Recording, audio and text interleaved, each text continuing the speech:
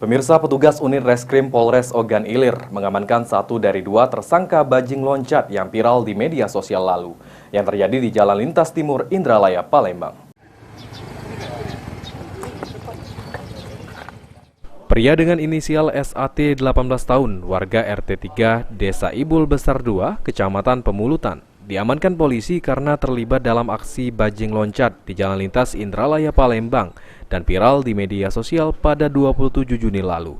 Tersangka dan rekannya selama ini cukup meresahkan pengguna Jalan Lintas Timur Palembang Indralaya. Tersangka telah melakukan aksinya dengan menggunakan sepeda motor dan berperan sebagai orang yang naik ke atas truk lalu merobek tutup truk menggunakan pisau, lalu mengambil barang dari atas truk tersebut.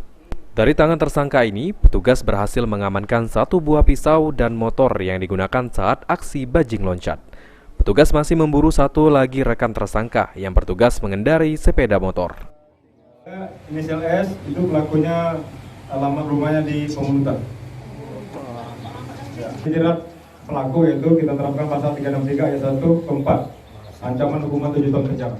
Guna mempertanggungjawabkan perbuatannya, tersangka SAT harus meringkuk ditahan Polres Ogan Ilir. Tersangka dijerat pasal 363 KUHP dengan ancaman hukuman di atas 5 tahun penjara. Ahmad Romawi, PAL TV.